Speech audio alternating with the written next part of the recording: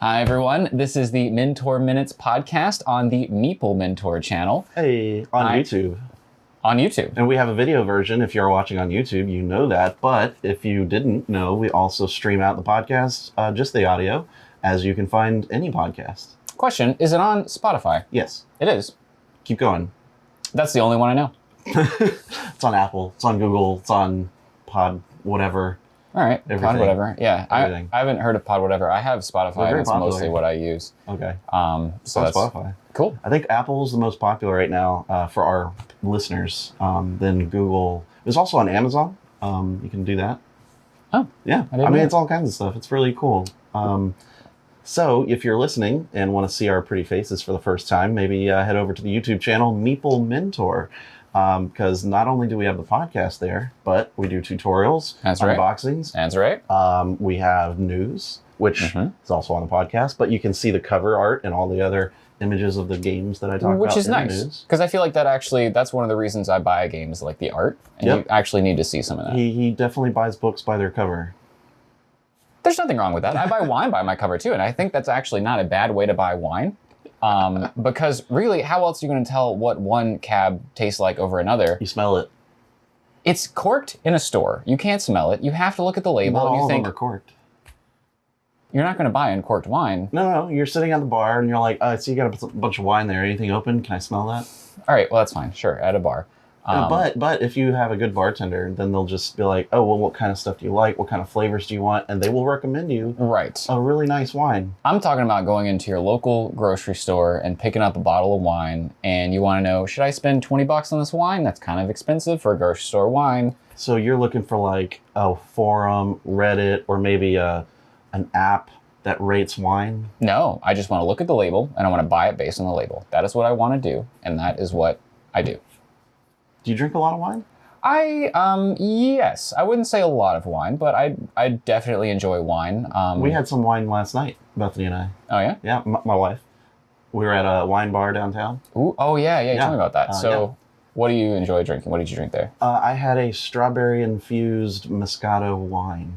Okay. It was quite refreshing and delicious. There's a lot of Moscatos around here, right? Yeah, like, that's a pretty popular. local grape. It's kind of a southern grape type thing. I do like them. They're a little bit too syrupy for me, but I'll definitely get down with some good Also good had a lager, wines. which is beer, but right. They have raspberry lager. There's a lot of raspberry things. Quite good. Well, the other one's strawberry. Right. So. Yeah, but we take a trip up to the Virginia mountains every year for the Garlic and Wine Festival, and they have a lot of really nice wines up there. I think the grapes that they grow up there, I tend to like a little more than like the Moscato. But I think I prefer my wine more like on the sweet side, maybe. Yeah. Well, for those who are unfamiliar with our podcast, I think we should introduce ourselves. We kind of got a little distracted somehow. I mean, how did that happen? This is how it goes sometimes. It's we kind of that didn't free flow train of thought here. Hi, I'm Jared. No, I'm Steven. Right. No, scratch that. Reverse it. All right, cut. No, he's Steven and I'm Jared. That's right.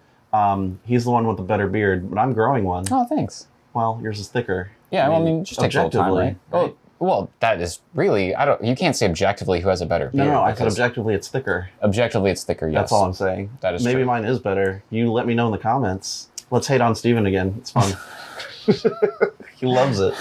It's great. It's like my shtick. I'm bad attack. I'm the butt of the jokes, I guess. He's the butt of the jokes. I can't think of words. And he can't talk. Which is why he's on a podcast. Which is why I'm on a podcast. So we're going to talk about some board games today. What do you think? Which games are we going to bring up? So I am excited about Dark Souls. I've been playing a ton of Elden Ring. It's been on the forefront of my mind. We talked about it in the last episode. We did. And I'm still excited about it. I'm still playing through it. And that's a video game for those who don't know. Right. It's like one of the most popular, best-selling video games.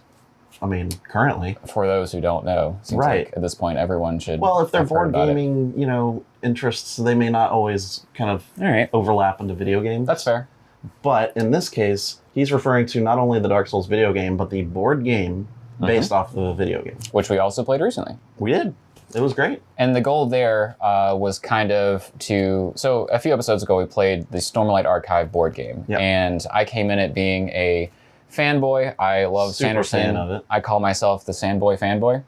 And Jared over here has not read any of Sanderson's books. No. And so we had two differing sides of the spectrum and tried to see if this game was actually fun or if it was only fun because I enjoy... Does it hold up to someone who's unfamiliar with the IP? Exactly. And so we kind of did reverse here, where I've only played Elden Ring. I haven't played many Dark Souls games. And you? I've played all of them. I've platinumed every game except for Elden Ring, but I'm working on it. So, yeah. I've beaten it. I have not beaten it yet. Yeah, I've beaten it, but I'm kind of like going through and just kind of exploring extra stuff. But I hit a lot of it already. So it's pretty fun. I love it. I did Bloodborne, Demon Souls, Dark Souls, all three. And I beat Dark Souls 2 and Dark Souls 1 twice because I had it on PS3 and PS4. Okay. So, but we've already talked about that. Yeah, we already talked about that. And after playing the Elden Ring game, I'm definitely going back and playing all those. I'm really upset that I missed them. Honestly. I'm upset for you. It's a fantastic series. But now's a good time to start. So we played Dark Souls, the board game. The board game. Not Dark Souls, the card game, but Dark Souls, the board game, or their upcoming Dark Souls RPG. I'm sorry, what? There's a card game? There is. Is it similar? Yeah, it's made by the same people. Oh, what about the RPG? It's coming, and it's like a book that helps you play it as an RPG. Like a tabletop RPG? Yeah. Oh. Like they're not making a video game. They're making it a tabletop RPG. They've already made the video game. Oh my gosh. Cool. So let's talk about the one we did play, which was the board game. That's what I was saying. All right. So what did you think as a complete newcomer to Dark Souls?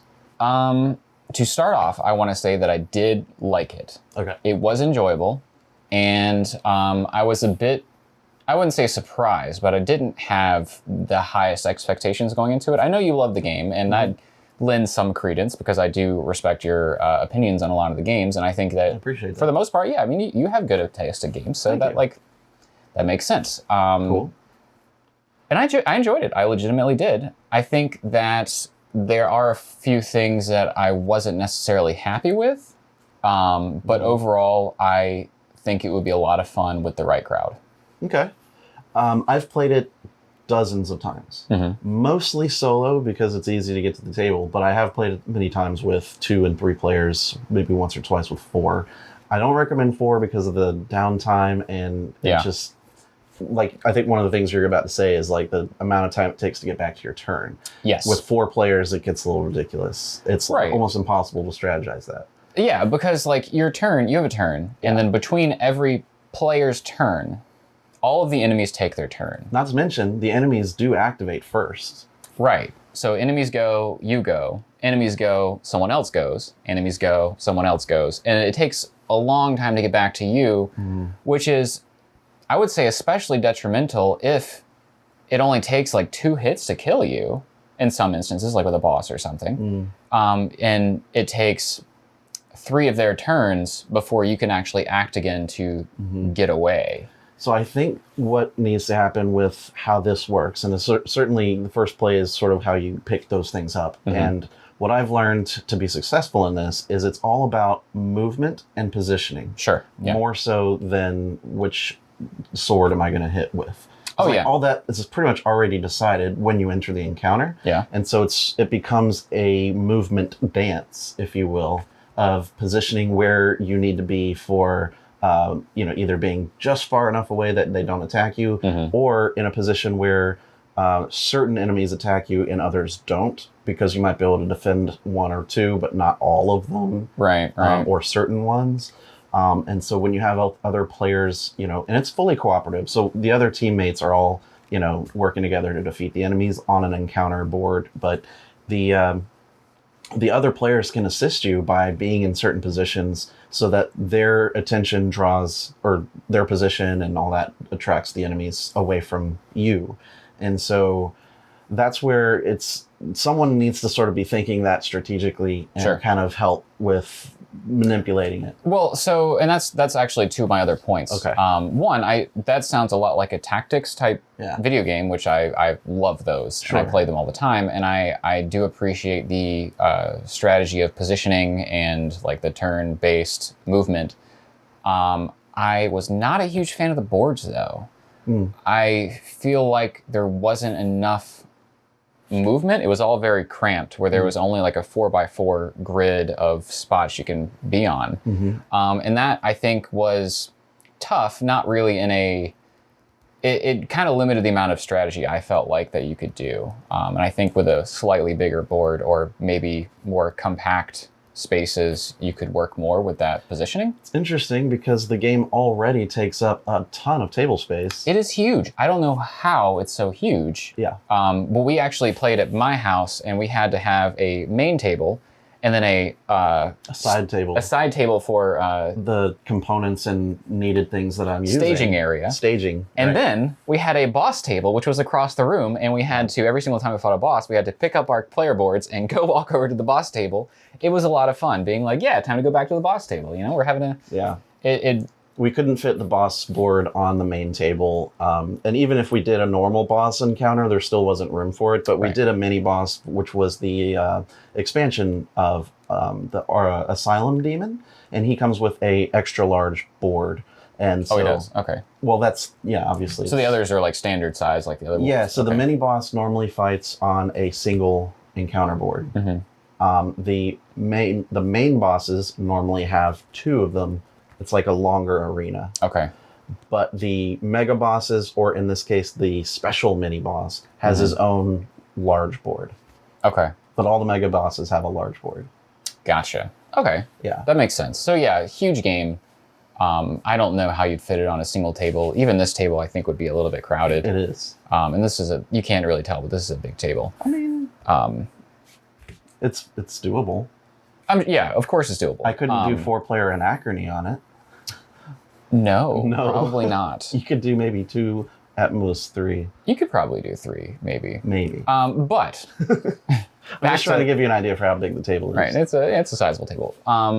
One of the other problems I have, and this isn't a problem with the Dark Souls game, it's more of a problem, in my opinion, of co-op games. Co-op games in general, Pandemic being a good example. Yeah. It leaves the door open for a single person to run the entire game. And personally, I think that either you have a clash where 2 people are trying to run the game at the same time, or 1 person playing the game for everyone. And it's really hard for this type of game where there is, a lot of the times, an objectively right way to play a turn, for 1 person not to be like, wait a second, I think you should do this. And it's really easy to steamroll other people. And I don't actually think that happened in our game. And I think that's part of the reason that I enjoyed it, because there wasn't much steamrolling going on. Yeah, I mean, being the player that taught it and has experience in the game, I was also recognizing I didn't want to just say what needed to be done, because that's not fun. Right, and I actually really appreciate that's something that you consider. Because I even if it was suboptimal, I wanted them to make the choice. You know, like, hey, this kicks you out. You have these nodes possible to move to. Where do you want to be? And if they don't know, then I'll say, well, if you move here, that'll help me. But if not, then this will help you. That kind of stuff. And then they can still make that decision. But yeah. And I think with the right group and everyone being at least somewhat aware that like that's a possibility, I think it could be a lot of fun. The same thing with all co-op games. Most co-op games. Most co-op games, sure. I shouldn't say all. I don't really like Pandemic being one. Yeah, I don't either. Yeah. Sorry. It's just not my kind of game. I know people love it. Yeah, I played through Pandemic Legacy Season 2, and I was kind of meh. I don't think I've ever played a Pandemic game where someone didn't railroad everyone else. Yeah, well, we played with Jason, and, you know, there's always an optimal strategy, and Jason knows it. I didn't play with Jason. No, I did. Oh, okay. When I did the Legacy. Jason's really great at board games. He wins 98% of the time. Yeah. So in a co-op, especially one where there can be someone that kind of directs, because there's like an optimal strategy, like playing with him, he's like, this is what you should do. All right. He's probably not listening, but if he is... No, he doesn't. We love it, Jason. Sure. He's a lot of fun to play with. I enjoy playing with him. Yeah, but, you know, he's so good, we always just know that when we're playing games with him that we're competing for second place. I think that's the interesting part, is that a lot of the time I hate playing with those types of people, but I still enjoy playing with him. I think he's still enjoyable. He's not obnoxious. That's true. He's not obnoxious. I've played with people that are like that and are obnoxious about it. Yeah. And he's not. We need to take an entire episode to talk about the different types of personalities. Yeah. Because I feel like there are a lot of them, and a lot of them are pretty strongly typed in the board gaming world. And people fit into them pretty well. Yeah. We'll make some notes and try to revisit that. Honestly, I'm a little afraid of what my personality type is in board gaming. Comment below. Or not. From my perspective of the board game Dark Souls, it is very true to the video game, both in the miniatures and the quality of like what they look like. Yes. The amount of content that they tried to get from the video game. I mean, there's so many item cards. There's so many. I mean, you're talking about armor, rings, swords, spells. I mean, it just goes on and on and on and on. There's so much you can do. There's, especially with the extra expansions that included more classes. There's a lot, pretty much every class from Dark Souls that you can start as, including the Deprived, which is the like level 0 character and starts with, I think, just a wooden shield. I do feel like from Software, their games are they have a similar enough gameplay aspect to them that I actually felt like I understood a lot of the board game just by by playing Elden Ring. Absolutely. And because you're absolutely right. All of these games that they have so much in common. They even reuse a lot of the same assets from game to game. Yeah. And we were talking about that earlier, that like the basilisk enemies that shoot out the toxic mess at you, like that's also in all the Dark Souls games. And that wolf that you said was named in the Dark Souls games. So the Sif the Great Wolf. Yeah, that's an Elden Ring too. He was like, I've seen this wolf. It had a sword. And I'm like, well, yeah, but that's not Sif. Sif is a special, boss that's from Dark Souls. But I believe it's the same asset. It could be. Or similar enough, like the same. I mean, they didn't have to change too much. No. But definitely the dog enemies from Elden Ring God, and all I hate of them, those. they're all the same behavior patterns. Yeah. And they're still stupid. Yeah. If you get 3 in a group, you're done. Yeah. It's bad. But anyway, so the board game, at least, I think replicates as much as possible the video game. Not only the assets and the art and that, but the gameplay is mimicked very well. Like the dodging, the blocking, how things kind of work out. Now, I wish that timing was a factor, because one of the ways that you get good at the video game is timing your dodge to be able to, solo someone without armor. That is interesting. But in this game, it's a die roll, and there's really no skill to it. I don't know how you'd be able to put in timing into a game. If you had an app, and it had like a thing that was like, okay, dodge, sure, that kind of thing, and then it speeds up depending on the kind of an enemy or attack. Ooh, yeah. You feel me? It's kind of like that arcade thing. But I wish it was something like that instead of a die for your dodges. I did feel like dodges were a bit underpowered compared to the game, where like I only dodge. Yeah. I use the shield occasionally when I have to, but dodging I think is much more strategically sound in a lot of ways. And I feel like in the board game it was a bit lacking. Yeah.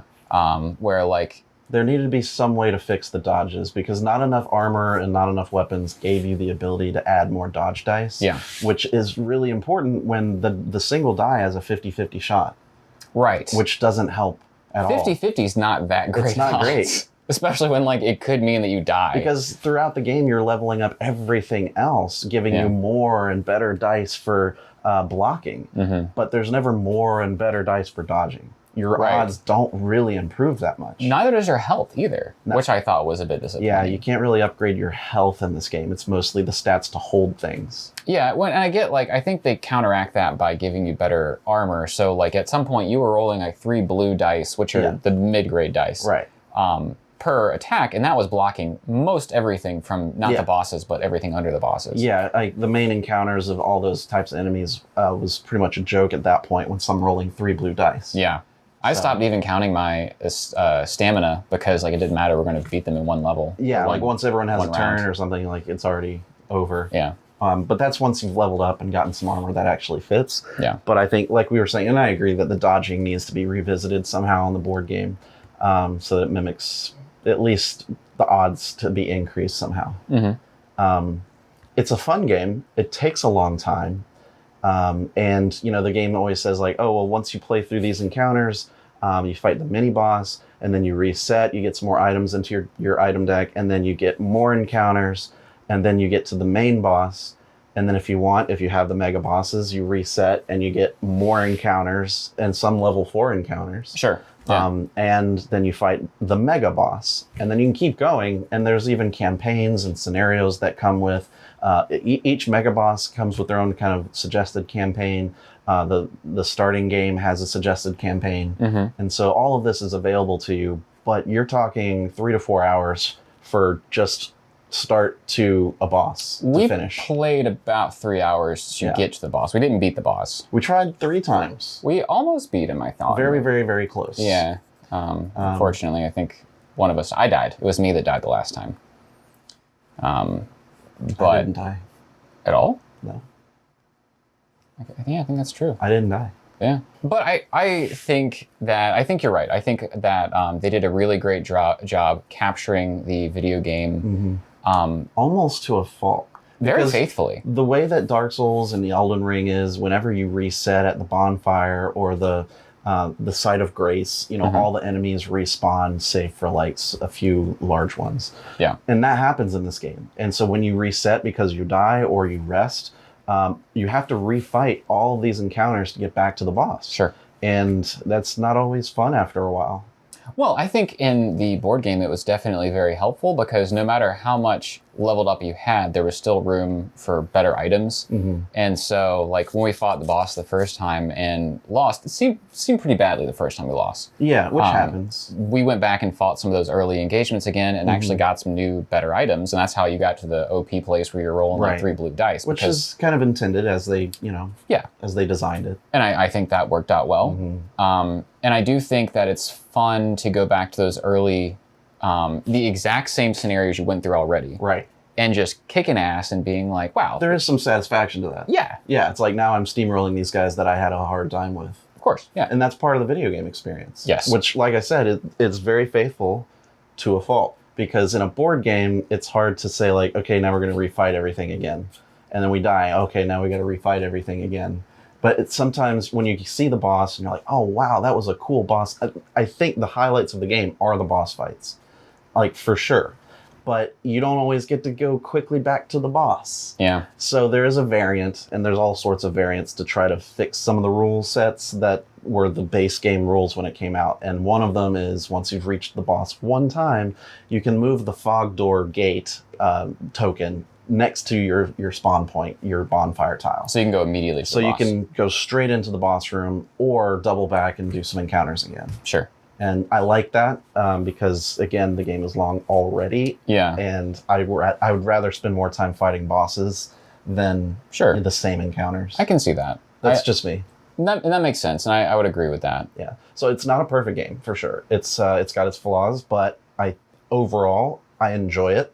It's not one I'll play all the time, mostly because it takes a while to set up and play. And I would imagine you have to have the right group to... You do have to have the right group, enthusiastic enough to kind of role play a little bit, or... Yeah. You know what I mean? Mm-hmm. But I think if you have the right group of people who really enjoy Dark Souls... Yeah. Or even somewhat enjoy Dark Souls. Or Elden Ring. Or Elden Ring. Yeah. The Souls-like games. As he's now saying. Yeah, well, as soon as we finished, I went and spent the rest of the night playing Elden Ring, because I was just... It kind of gives you that itch to play. Yep. But yeah, I think this is a solid game for anyone who enjoys those types of video games. Mm-hmm. And it's not like something that... I don't think it's something like you have to enjoy the game to enjoy the board game version of it. Mm-hmm. It definitely helps, though. So here's... we played with your wife, Anne, and she hasn't played Dark Souls, but she has played Elden Ring? She doesn't play a lot of video games. She does play some, but she enjoys watching. Mm-hmm. She's definitely the type to watch like streamers, or mostly just me, because I play enough for her. But she had, out of all of us, the least experience with any of that. I would argue she has more experience than I do, just because she sits and reads the walkthroughs while I'm playing. Oh, interesting. So she actually knows more about Elden Ring lore than I do, unfortunately. So would you be able to speak for her on what her opinion was? Yes, I could. I would say that she probably, she would probably play again with a little bit of convincing, but I think that's more just because she's not the biggest board gamer. Mm-hmm. And I think this doesn't necessarily fall into her category. She has a very small niche. Like, we played Viticulture and she loved it. Yeah. Her favorite game is Ascension, which is a deck building game. She likes cards. I know she said card games. She likes card games. She knows a ton of like regular playing card So games. do you feel that someone who doesn't regularly play a lot of board games, like Anne, would be able to easily pick up Dark Souls or enjoy it for its complexity, or is it a little bit too much? I think that the ease of getting started, if you are a single newcomer like she was in a group of people who are more experienced, it's probably fine as long as you're okay taking some advice from other people. Again, that's kind of a thin line between that and just not having any say. Yeah. But I think that enough of the gameplay is based off of dice rolls, which are universal. Everyone knows how to roll dice. Yeah, everyone likes to roll dice. Exactly. That I think it could be easy enough for a few new people to join in and enjoy. Cool. So what would your rating be out of 1 to 10? Out of 1 to 10. And this is just from one play. So it'll change if we play again and you see more stuff. But Right. From a single play, yeah, I'm going to say a 7. Yeah. With room to grow. I think that it has a lot of potential, and it could bump up. But I want to be honest and really take into account all that I played right now, and I think a 7 is yeah, 6 or 6.5 to 7. I think if you're real familiar with the video game and really like Dark Souls, you'll probably bump it up 1 point. Oh yeah, And that's just, yeah. I think in general. So for me, I would put it at 7.9 to 8. Mm. And that's just from my experience of loving the game. I would have enjoyed seeing a fighting mechanic similar to Tainted Grail with this game. Card play and... I love Tainted Grail's fighting. And I think this game would have been... Get rid of the dice. Well, maybe I like the dice too, and I think having some you kind just of... said you like dice. Right, I mean, who doesn't like dice? Come on. But now you're like, nah, I don't like the combat. I didn't say I don't like the combat. But you said you wish it was different. I said having something like a Tainted Grail added to it. Tainted Grail is amazing. I love the combat in Tainted Grail. I think that entire game is great. It's the game that I wanted Gloomhaven to be. Okay. And I think having some elements of that with the dice rolling would have been really cool and probably bumped it up a point or two for me. Okay.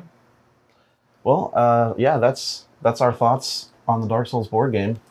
We also wanted to talk about an upcoming tutorial, I guess you might say, that I'm working on. Yeah. And it's a brand new game. A lot of you have already seen the unboxing I did for it recently. It's for The Thing. The Thing. The board game. John Carpenter's. It's specifically John Carpenter's The It's Thing. not any of the other things. Nope. Now, there is an expansion that I don't have called the Norwegian expansion. Well, okay, so there was a Norwegian... The 2011 movie. Okay. Takes place before this one. Right, but it's mentioned in the original John Carpenter's movie. Right. But the expansion specifically takes what happens in the sequel prequel, right? Sure. And adds that as content that you can do with this system. Well, it could be fine still. I don't know, I haven't played it. But the miniatures that I got came with the miniatures for that expansion.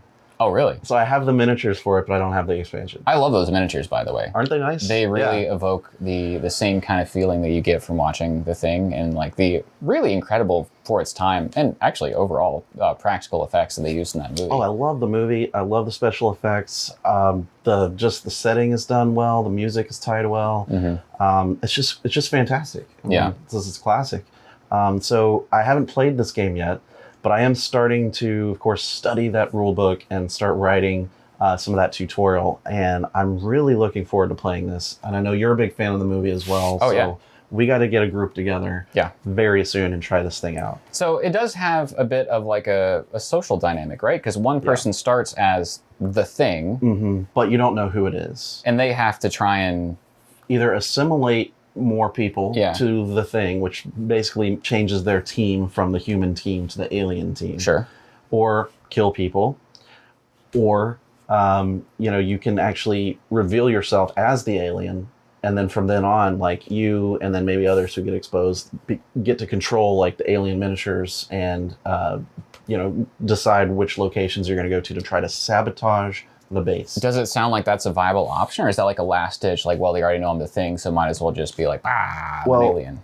I mean, it's possible. I think because there's a suspicion track, and as it goes up, people are like, you have, we're more suspect of you, So there's a testing phase every round, and people, if they have a blood bag token or a wire and flamethrower, okay, they can do one or both tests per round. Like the group can do both of these tests once per round. Pulled right out of the movie. Right out of the movie. And so if you are the infected person, then secretly in the alien, and someone tests you, you're revealed, right? Now you have to be the alien player the rest of the game. Okay. But if you're like, I kind of just want to start controlling the alien and sabotaging things, I might as well just, So can one person reveal, whereas another alien just stay hidden? Absolutely. That's cool. Yeah. I really want to play this game. Yeah, because you can be in a room, and anytime there's more than one character in a room, they do a contagion check where they give each other 2 of their contagion tokens. You have 3. There's 2 human and 1 alien. Oh. But if you're human, both of those are always human. Okay. But if you're alien, one of them's an alien. Is there any reason not to give them an alien every time? No, you have to. Oh, you have to. If you're the alien player. Okay, so you can't because choose you want not to make infect them. Right. Okay. Right. So, but there's still a 50-50 shot whether or not you get infected is the point. Because you only pick up one? Right. Oh. So there's like, oh, you're human, or are you? Right? Because you still don't know. That's or some good acting there. Crap. Because you shouldn't reveal in any way, whether, emotionally. We need to work facial. on your poker face. I know. Well, I'm just for the camera. For the camera. So then you're secretly part of that alien team as well. And you get to play a little differently that way, at least because you choose action cards, for actions to like repair things or use certain rooms to try to make an SOS call for a rescue helicopter. So do the aliens have the same action cards as the humans do? Or is that, okay. So they just use them differently, I would imagine? So the distinction here is, are they exposed or not? Sure. If they are exposed, they play differently. They don't have those action cards. Instead, they take the location card deck, which is the card for each room, choose as many rooms as they want to send aliens to. But you only have a certain amount of alien strength points. Sure. And so as long as you have 1 left, you can send something to a room. Yeah. But then depending on your strength is kind of the strength of the ability you can do there. Or if there's other humans there, if you're not high enough in strength, then you just run away. Right. Because they could flamethrower or whatever. Well, there's also that. Yeah. They've got items, they've got weapons. There's all sorts of stuff they can try to do to avoid an encounter that would kill them. Yeah. Okay. But otherwise, the alien player is like, I want to sabotage this. I need to get some damage out here. And so, that's kind of the goal there.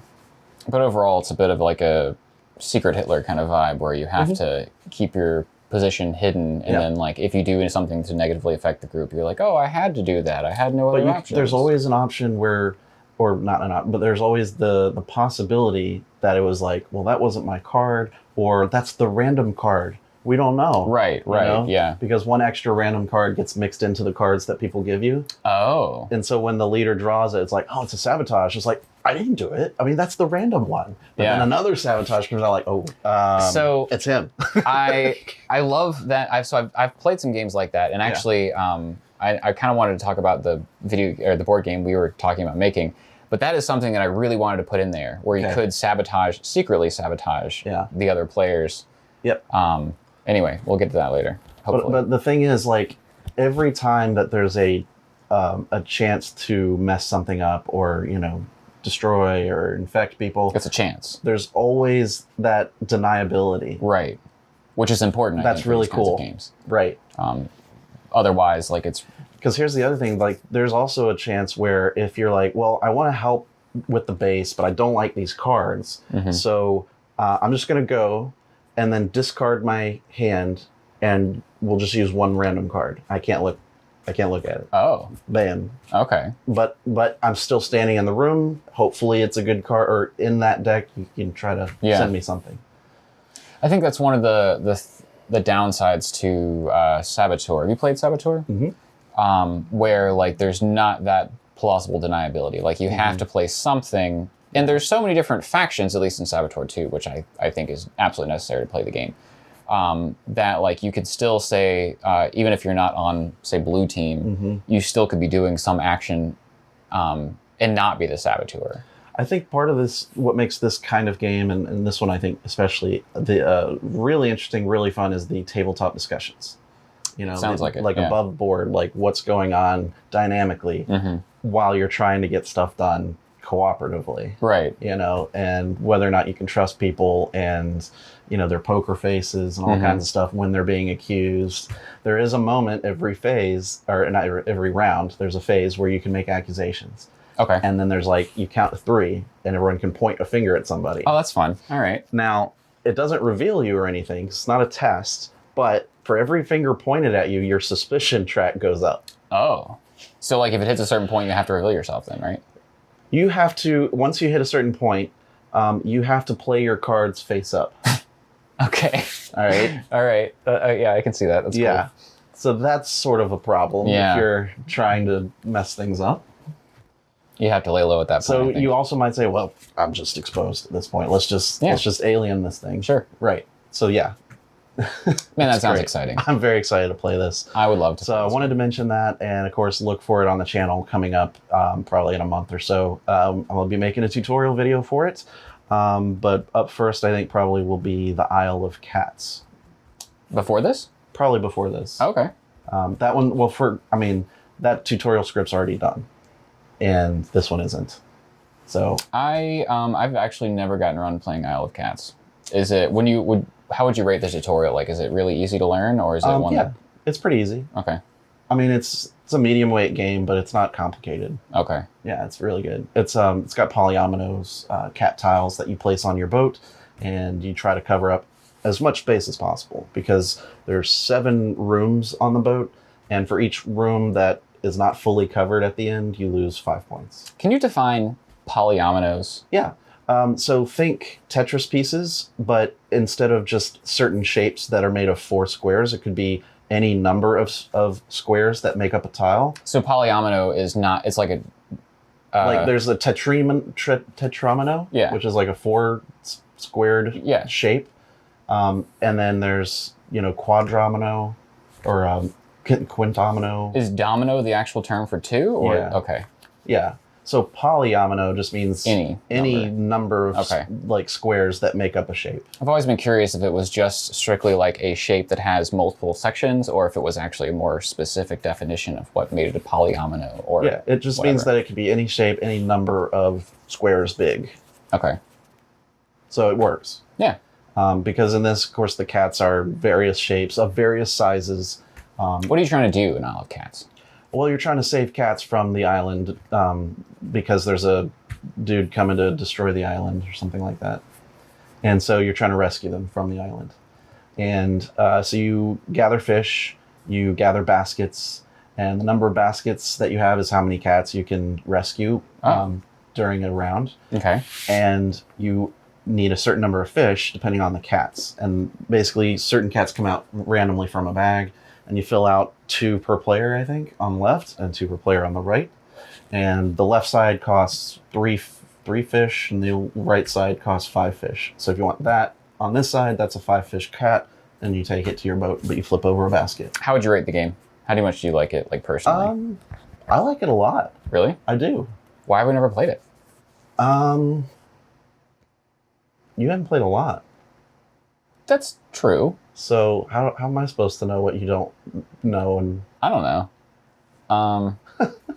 We'll just add it to the list. I mean, do you want me to like go through my whole collection one by one? Like, have you played this? Have you played this? Yeah, why have you not done that? Have you played this?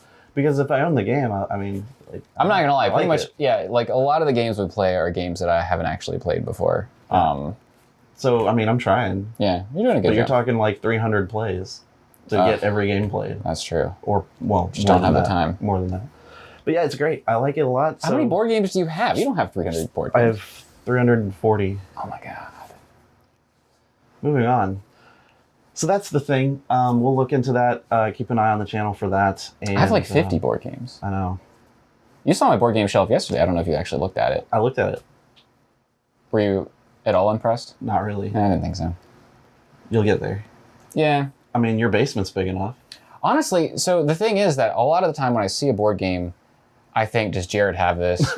Because if so, why would I buy it? That's a good question. That's why I haven't bought Dune Imperium.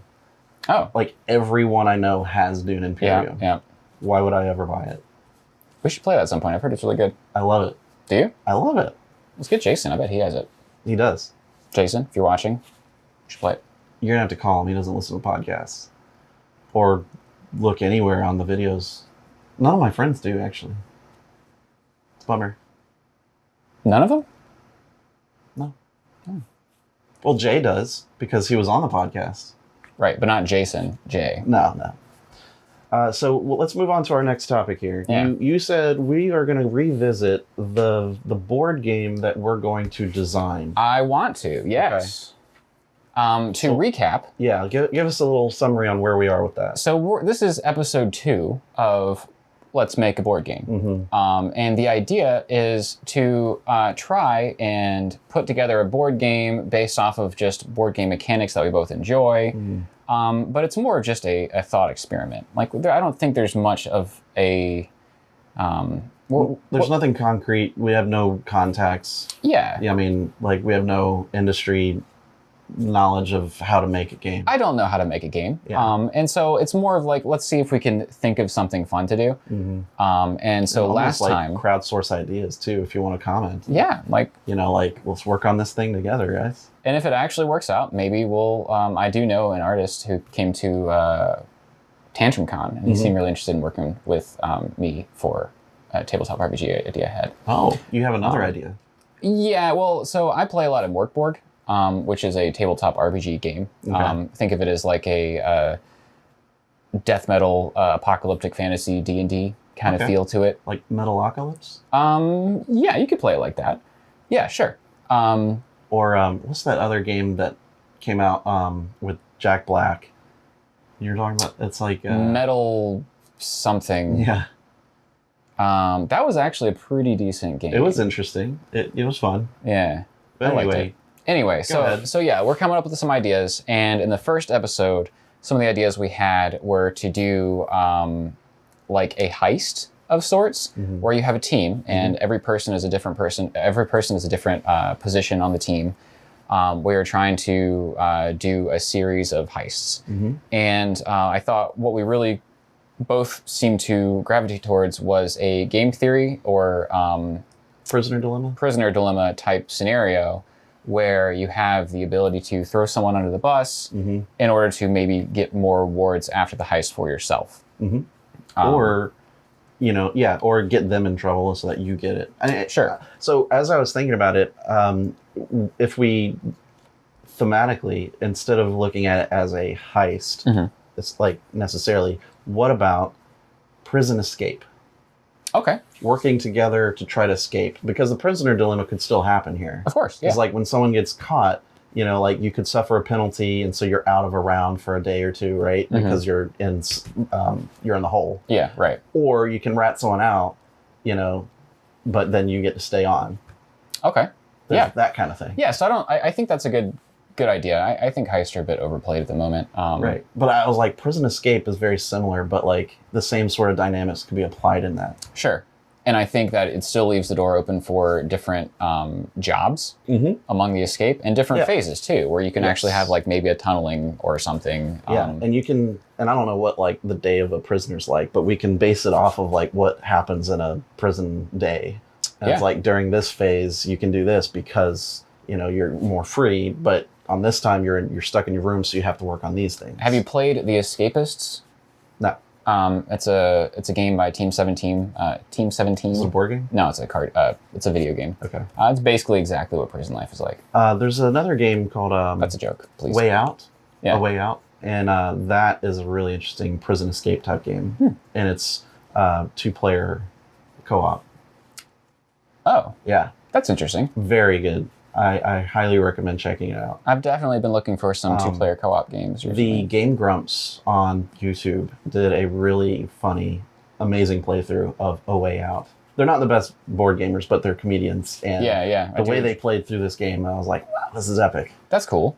Because a lot of this, like, I need this person at this point, and he needs me at this point, and we can help each other escape. Nice. Yeah. I'm going to check that out. So that also might be a good playthrough to watch for ideas on what we can try to include in our game. Right.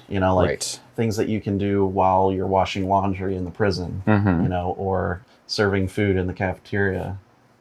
So another aspect that I thought was really important for me personally is the idea that it's not a co-op as much as a what is the term for a like shaky cooperative where like you're not semi-co-op. Semi-co-op, sure.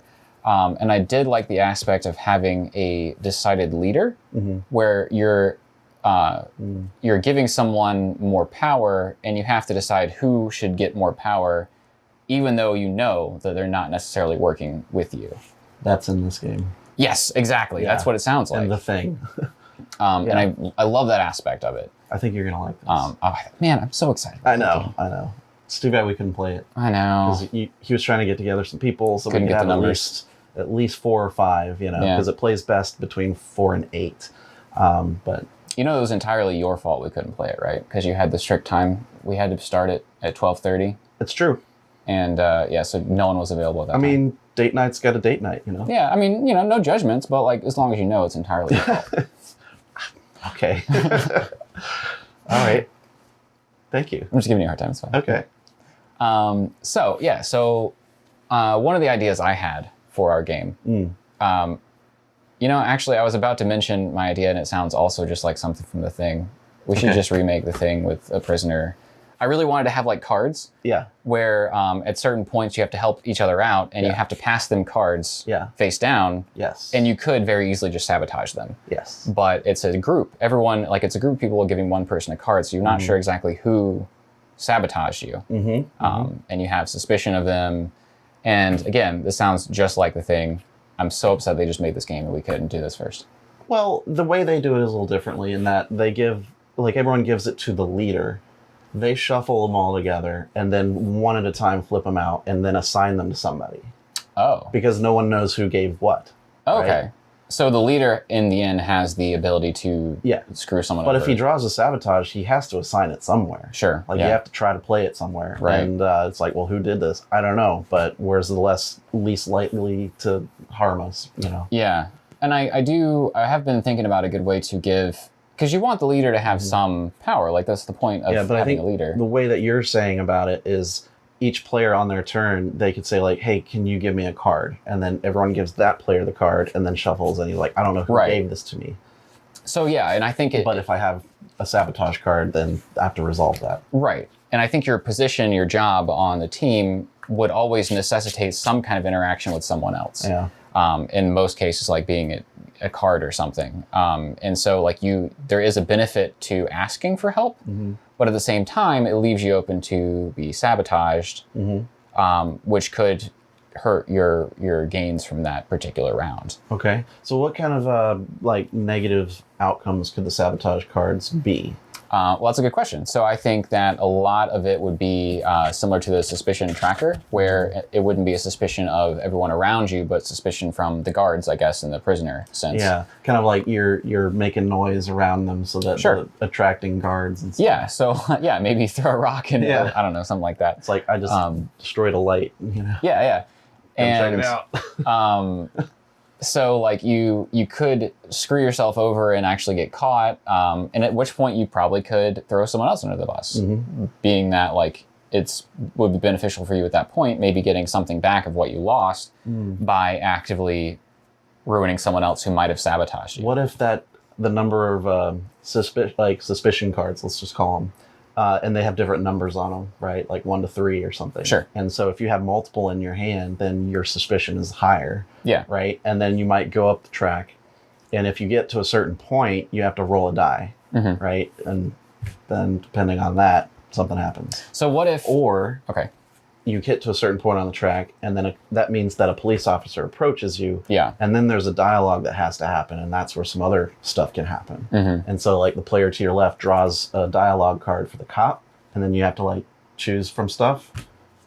I like the idea. Yeah, something like that. I think Tainted Grail style. Yeah. Yeah, Tainted Grail. Yes, Tainted Grail. Great game. Back to that. Can we talk about Tainted Grail some more? Okay.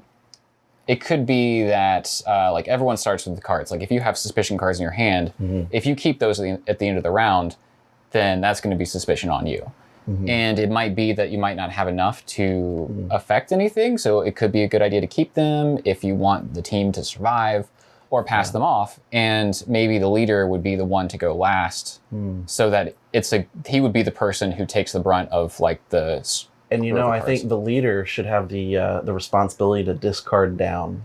Like everyone has to turn in their items to the leader, and then he discards down, and he might discard the good stuff, but it's all face down. So what would be the next round? They're like, "Hey, can I get that knife back?" And he's like, "I don't have it." So what would be the benefit of the leader to discard good things versus bad things? Well, he might be a betrayer. I don't know. Well, so I think that one of the key aspects, at least in this game, or Prisoner Dilemma, is... So there's got to be some benefit for doing something that hurts the group. Yes. Right? So if you're the leader and you're discarding down, you lose a good card, maybe you get a bonus in some other way. Sure, yeah. Like you go up in skill, And so then they're like, well, why'd you do it? He's like, I really needed to get to this point so I can do this other card that I have. Yeah, like I guess there's still the internal marketplace of sorts. Yeah, so it's like well, I can't do that until I get higher up, and this card helps me go. It's like, yeah, but you knew I needed that, right? Yeah.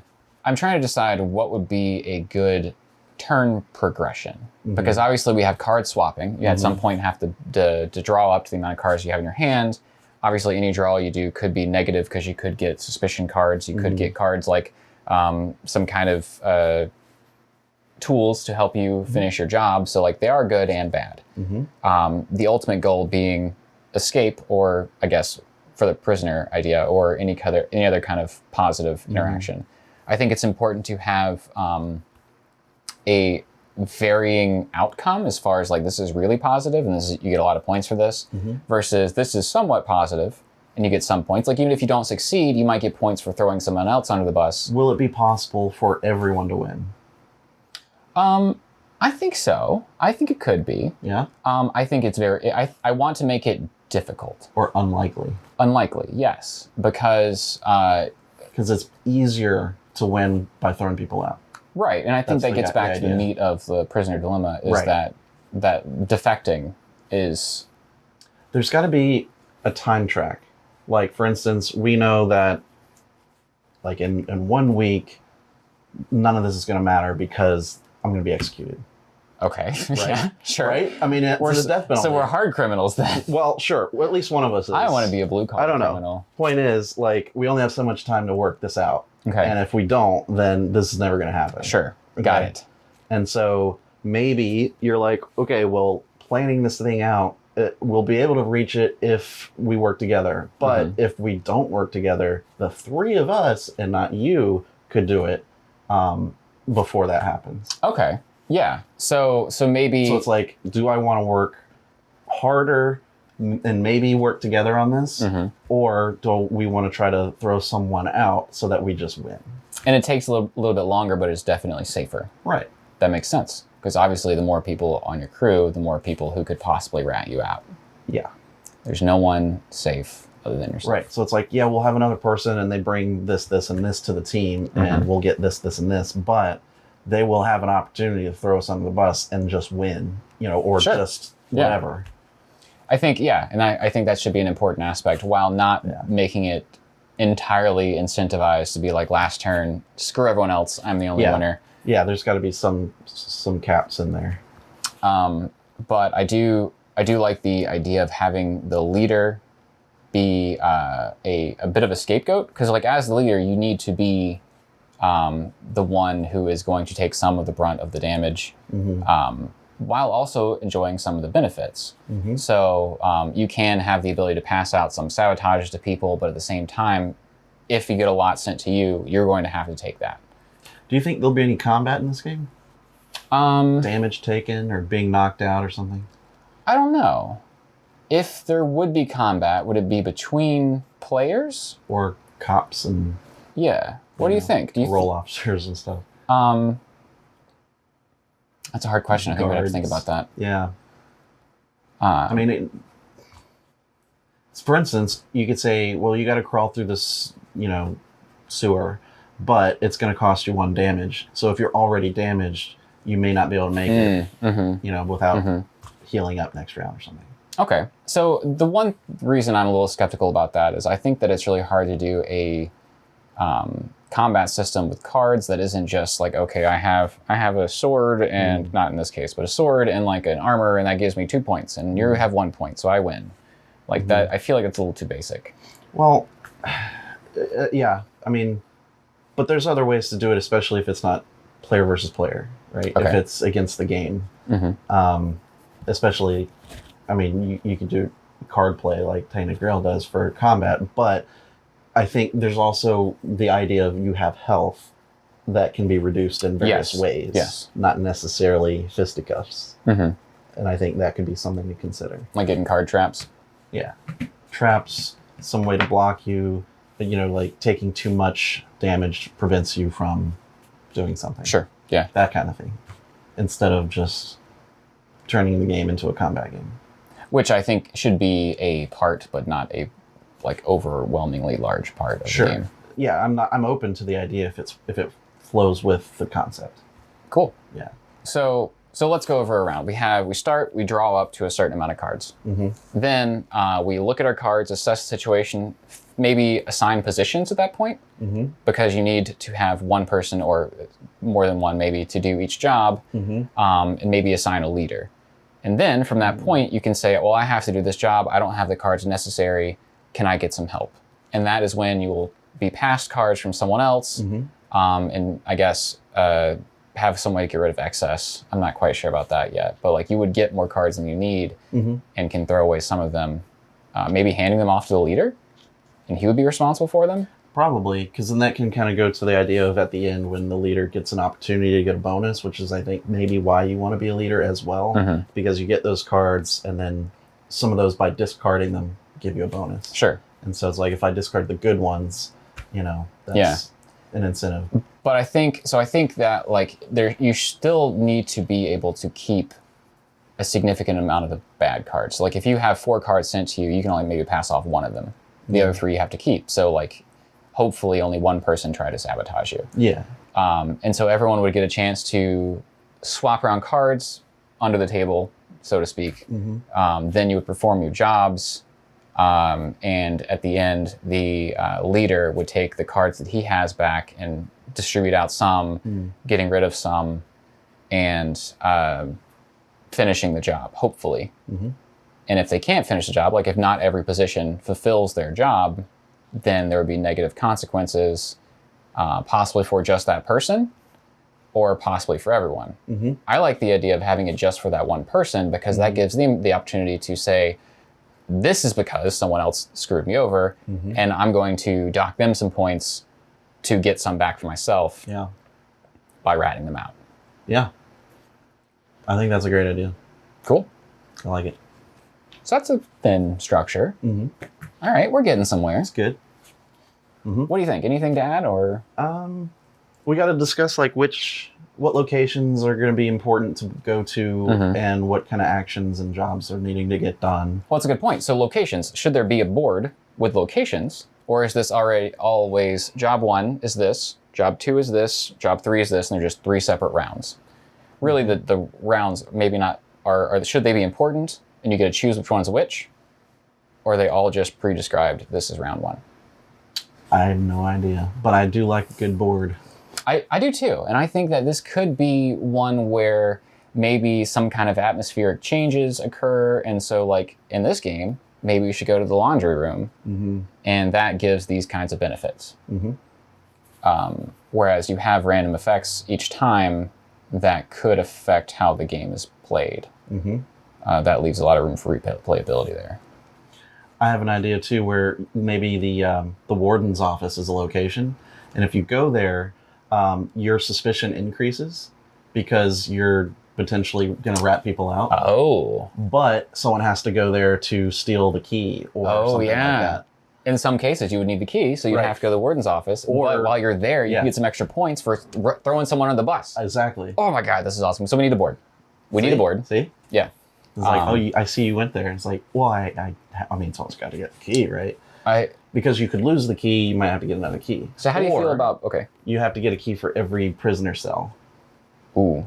Yeah. Maybe. And like each one is more time spent there because like I'm sure there's tons of keys. Well, you have to have more reason than just one person to go to the warden one time. Right. You know so what I mean? yeah, I mean you're right. So you would have to have, or the one key gets confiscated, you know, and right. you have to keep going back. But like if you do like a tunneling route, you might not even need the key. It's true. Maybe. I agree. There can be another way to do it. Right. And I also think you should be able to lose the key or have another reason to keep going back to that room. Yeah, maybe the key would be a card, and there are certain ways to keep cards, but also you might have to, like, at some point get rid of it. Well, if you're caught, of course you lose the keys. Yeah, that's right? true. And I think that would be contraband. That would probably look pretty bad on you. We're talking Sheriff of Nottingham right here. Contraband. Contraband. Contraband's important. Yeah. So how do you feel about moving around the board? Like, what kind of board movement do you prefer? I mean, I've always been a fan of worker placement. So it doesn't have to necessarily be like... So like you're like, okay, this is 7 spaces away. I need to move 7. It's just like, okay, I'm going to this position now. Yeah. I like that. I think... Yeah, it's just like, I'm going to go here. You're going to go here. Okay. And then I'm going to go here then. Yeah. Right. I used to love Clue growing up. I would play it all the time. But I don't understand why there's the movement in that game. Why does it take 3 turns to get from the library? I have no idea. It just doesn't make any sense. It doesn't make sense. That's the biggest problem with Clue. Yeah. And Mall Madness. Yeah. Oh, I love that game. There's so much movement in Mall Madness. Yeah. That's all you do. And then by the time you get to the store, the clearance is gone. Yeah. You're like, seriously? I'm just going to skip that. I'm just going to do whatever I want. And then whenever there's one near me, that's what I'm going to do. But I love like the credit card where it's like, ching. We have a sale. Sale at the kitchen store. Credit card decline.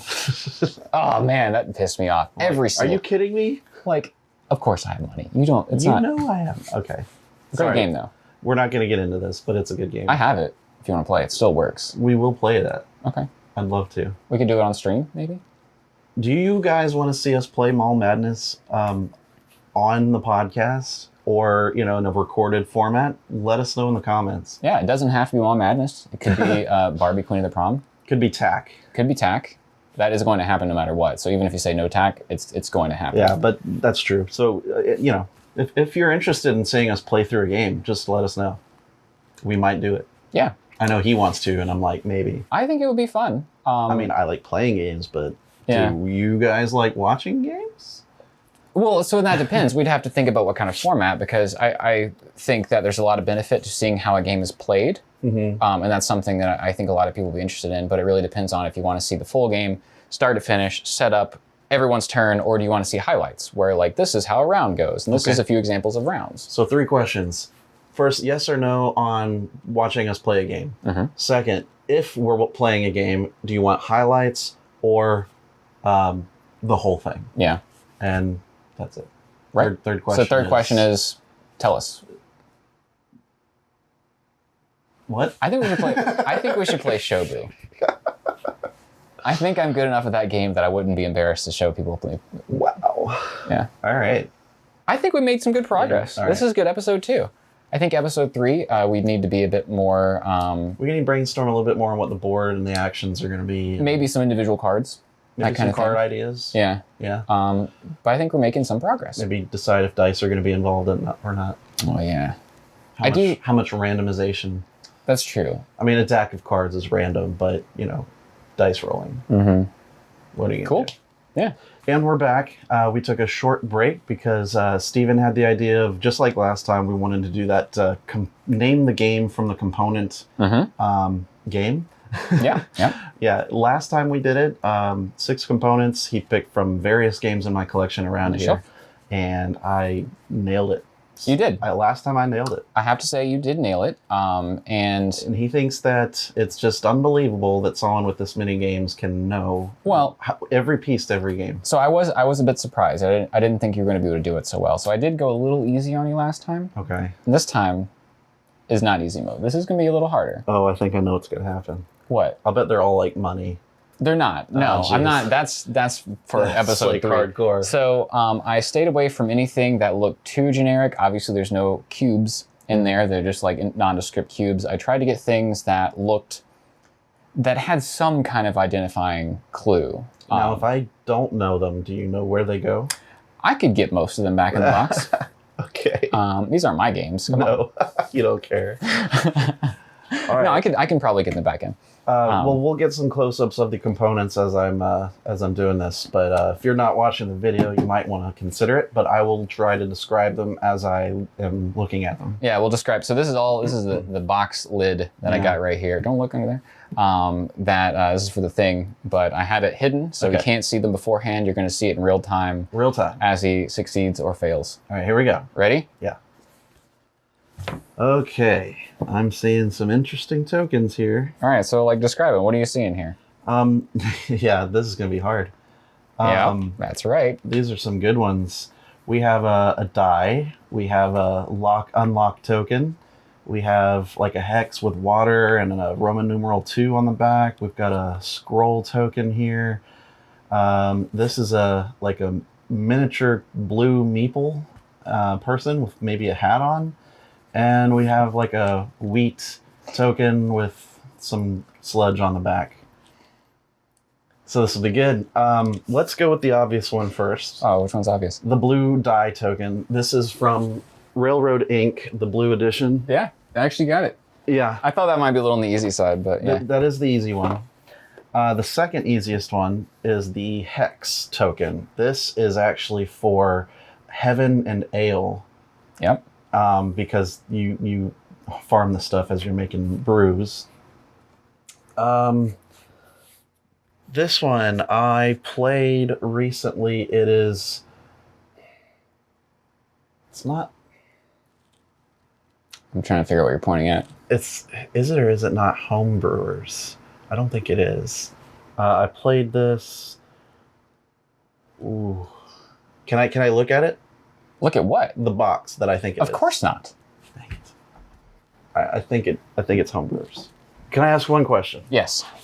Did it come from games that are in the room or in the closet? In the room. I didn't realize there were a lot of games in the closet. There is a closet. I should have looked in the closet. Next time we'll be in the closet. Next time it'll be in the closet. We're not in the closet today. Yeah. I'm going to say this is the initiative. The initiative? Yeah. You're right. Okay. Merv. Wow. Well done. Okay. I thought this was going to be the hardest one.